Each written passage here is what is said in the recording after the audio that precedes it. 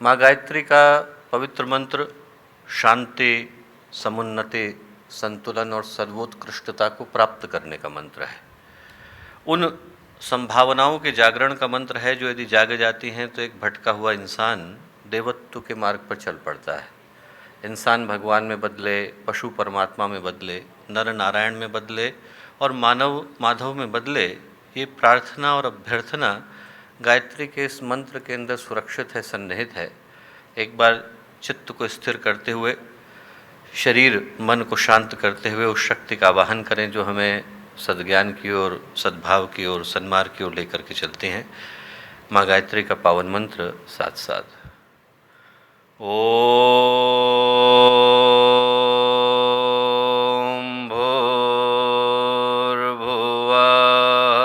स्वः तत्सवितुर्वरेण्यं भर्गो देवस्य धीमहि धियो यो नः प्रचोदयात्।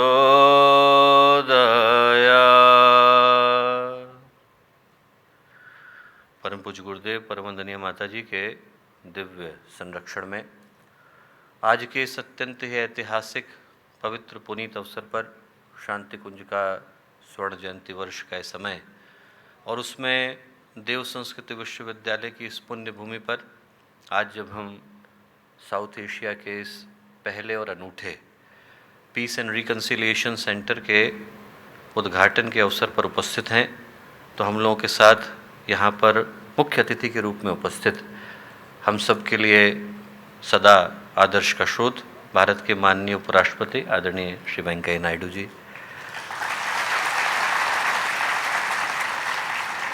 उत्तराखंड राज्य के राज्यपाल हम लोगों के अपने आदरणीय मेजर जनरल गुरमीत सिंह जी, माननीय कुलपति जी, माननीय कुल सचिव जी, यहाँ उपस्थित देव संस्कृति विश्वविद्यालय शांति कुंज गायत्री परिवार के सभी आचार्य आचार्यगण, कार्यकर्तागण, उपस्थित प्रशासनिक अधिकारीगण, पत्रकार बंधु, हमारे अपने विद्यार्थीगण, प्यारे भाइयों और बहनों और प्यारे मित्रों, आज का दिन गायत्री परिवार के लिए एक बड़े ही विलक्षण सौभाग्य को लेकर के आया है। ऐसा सौभाग्य जब भी आता है कि जब अपनों के मध्य में किसी अपने का स्वागत करने का अवसर मिलता है तो वो दिन वैसे ही अपरिमित सौभाग्य का होता है।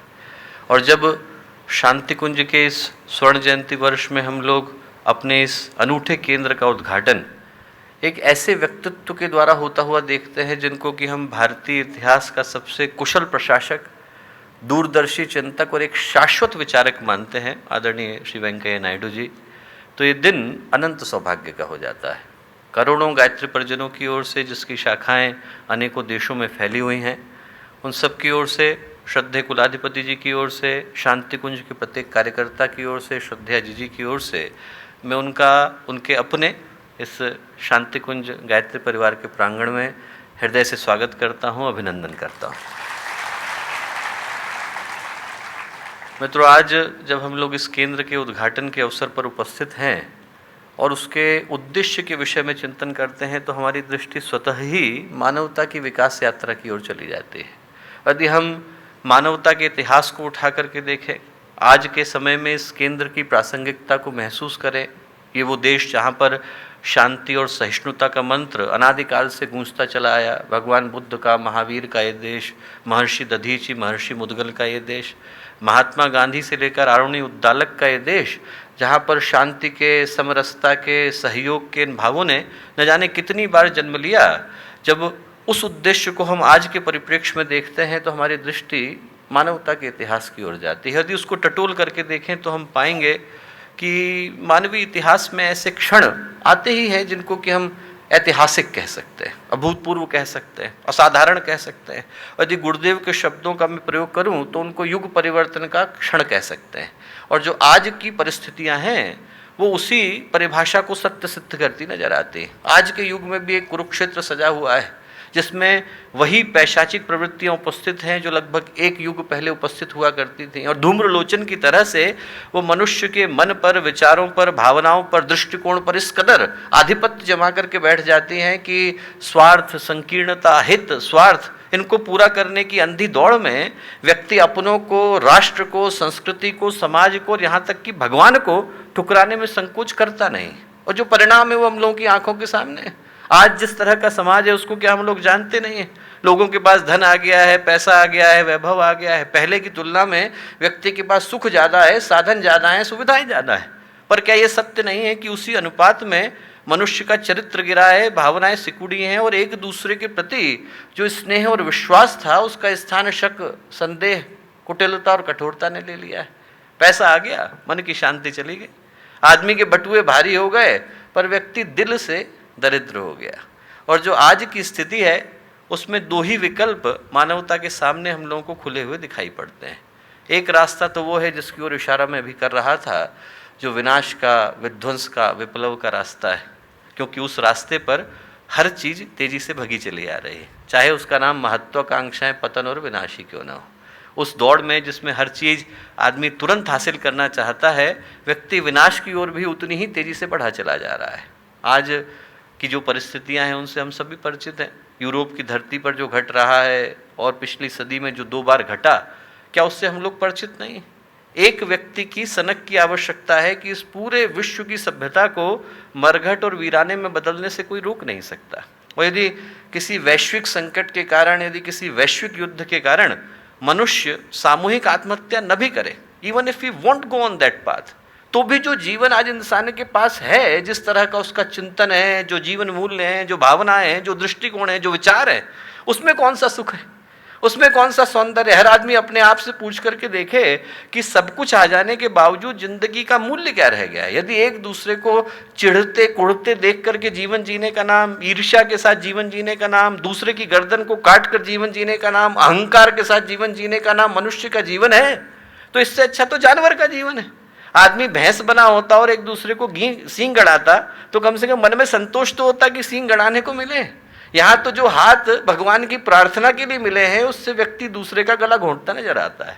और ये जो मनुष्य का जीवन है, इस पर लानत सी नजर आती है। अतृप्ति, असंतोष भाव, अहंकार, अनाचार, अहमन्यता, ये मनुष्य के जीवन का प्रतीक बन गए। जिनको ढूंढना हो वो तो इस कूड़े में भी रस की चीजें ढूंढते हैं। पर जो गुरुदेव की तरह के महापुरुष हैं, जिनने चिंतन दिया मनुष्य में देवत्व का उदय, धरती पर स्वर्ग का अवतरण, वो जानते हैं कि मनुष्य के जीवन में जब तक शांति ना आए, उच्चता उत्कृष्टता का कमल न खिले, तब तक उसके जीवन का कल्याण संभव नहीं। बनना है तो व्यक्ति हिमालय बने, गड्ढा बन करके किसको रस आता है? पाना है तो व्यक्ति को शांति मिले। अशांति पाकर आज तक किसने जीवन के उद्देश्य को प्राप्त किया है? और उसी उद्देश्य को ध्यान में रखकर शांति के कुंज के नाम से विख्यात ये जो शांति कुंज है, इस पर हम लोग दक्षिण एशिया के इस पहले शांति संस्थान की स्थापना करने जा रहे हैं। और करने के पीछे का भाव बड़ा स्पष्ट है। भाव यह है कि ये वो धरा, ये वो भूमि, ये वो धरती जहाँ पर कभी वेदों ने सूत्र दिया, आत्मवत्सर भूतेषु एकम सद्विप्रा बहुधा वदन्ते, जहाँ पर महोपनिषद से मंत्र गूंजा, अयम निजः परोवेति गणना लघुचेतसा उदार चरिता नाम तो वसुधैव कुटुंबकम, ये मेरा है, ये तेरा है, ऐसा छोटे बच्चे सोचते हैं। जो बड़े हो गए हैं, उदार चरिता नाम तो वसुधैव कुटुंबकम, उनके लिए पूरी धरती ही वसुधा, एक परिवार बन जाती है। इस धरती से जब इन मंत्रों ने जन्म लिया तो यहाँ पर दधीची आए, जिनको अपनी अस्थियों को देने में संकोच नहीं हुआ। आप उस स्थान पर जाकर के देखिए जहाँ दधीची ने अस्थियों का दान किया, वहाँ पर लिखा हुआ है कि मैं धन्य हूँ कि मुझे मानवता के लिए अपनी अस्थियों को देने का सौभाग्य मिल रहा है। इस धरती ने दधीची को जन्म दिया, इस धरती ने आरुणी उद्दालक को जन्म दिया, इस धरती ने एकनाथ को जन्म दिया, जो वाराणसी से गंगा का जल लेकर के निकले और जैसे ही वो रास्ते में आए और उनको एक गधा कराता दिखाई दिया तो उनने अपना काशी का जल गधे के मुंह में डाला। लोगों ने कहा कैसा पागल आदमी है, गंगा जल को कोई गधे के मुंह में डालता है। लोग उनको उलाहना देकर के आगे बढ़ गए, पर वो गधा जो था वो भगवान शिव के रूप में प्रकट हुआ और बोला कि तुम्हें कहीं जाने की जरूरत नहीं, रामेश्वरम तुम्हारा जल पीने के लिए आज यहाँ आ गए। ये वो धरती है जहाँ पर एक नाथ को प्राणी मात्र के अंदर भगवान नजर आए, जहाँ पर नामदेव घर में रोटी बेल रहे थे, कुत्ता उनकी रोटी छीन करके भागा और नामदेव उनके पीछे घी लेकर के भागे कि चुपड़ने तो दीजिए, सूखी रोटी ले जा रहे हैं। वो जो भाव है वो इस धरती पर जन्मा जहाँ रंती देव जैसे राजा आए जिनने कहा कि मुझे और किसी चीज की कामना नहीं, न तो हम कामे राज्यम न भोग्यम न पुनर्भवम कामे दुख तप्ता नाम प्राणे नाम आर्तनाशनम। न मुझे जन्म की कामना है, न भोग की कामना है, न स्वर्ग की कामना है। एक ही कामना है कि जब तक दुख से पीड़ित व्यक्ति इस धरती पर है उठा करके मत ले जाना, मैं यहीं रहूंगा, इसी धरती को स्वर्ग बनाऊंगा। इस तरह के सूत्रों को देने वाली ये धरती रही जहाँ पर एक के बाद एक वो लोग आए जिनने राजसी वैभव को त्याग कर मानवीय करुणा, मानवीय शांति का आलिंगन करना स्वीकार किया। आज इस केंद्र को हम लोग यहाँ पर प्रतिष्ठित कर रहे हैं ताकि वेदों के, उपनिषदों के, पुराणों के उन्हीं मंत्रों को अनुगुंजित किया जा सके, वो प्रकाश सारी दुनिया में जाए जिसके लिए भारत की भूमि सदा से जानी जाती रही है। और यहाँ पर उन पाठ्यक्रमों को बर्मिंघम यूनिवर्सिटी के साथ, विंचेस्टर के साथ, faith in leadership university of Oxford के साथ हम लोग शुरू करने जा रहे हैं, जिनको कि हम पीस बिल्डिंग का आधार मानते हैं। और आज का दिन निश्चित रूप से एक ऐतिहासिक सौभाग्य को लेकर के आया, क्योंकि इस पूरे केंद्र की स्थापना का संकेत एक ही है कि आदमी को जीवन में तभी प्रकाश मिलता है जब आंतरिक शांति, तृप्ति, तुष्टि होते हैं। व्यक्ति निर्धन हो पर उसके जीवन में सद्भाव हो तो वो सुख से रहता है, वो कबीर कहलाता है, रैदास कहलाता है, गुरुदेव कहलाता है। पर यदि व्यक्ति धनवान हो और आतताई हो, दुर्जन हो, दुष्ट हो तो विनाश का कारण बनता है। चंगेज खां भारत में आया तो निरपराधों को मारने लगा। संतों ने कहा कि क्यों मार रहे हो? बोले तुम लोग जानते नहीं कि मैं कौन हूँ? बोले जानते हैं, चंगेज खां हूँ। बोले तुम्हें पता है कि मेरी कीमत क्या है? बोले जानते हैं। कितनी कीमत है? उन्होंने कहा 50 रुपये। संत बोले क्या बात करते? बोले 50 रुपये का कुर्ता पहना है मैंने। चंगेज खां बोला। संत बोले कुर्ते की ही कीमत बता रहे हैं भैया, तेरी कोई कीमत नहीं है। जो कीमत है वो व्यक्ति के व्यक्तित्व की होती है, और उन व्यक्तित्वों को गढ़ने का काम देव संस्कृति विश्वविद्यालय गायत्री परिवार करता है। जो सूत्र, संकेत, दिशा परम पूज्य गुरुदेव ने हम लोगों को प्रदान किया, उसी भाव को लेकर आज इस केंद्र की स्थापना यहाँ एक बहुत ही दुर्लभ, एक ऐसे महान व्यक्तित्व के द्वारा हो रही है जो एक बड़े ही गंभीर चिंतक और विचारक रहे। हम लोगों के लिए सौभाग्य का क्षण है। आज पुनः समस्त गायत्री परिवार की ओर से उनको हृदय से आभार, धन्यवाद, और आप सबको बहुत सारी शुभकामनाएं, मंगल कामनाएं।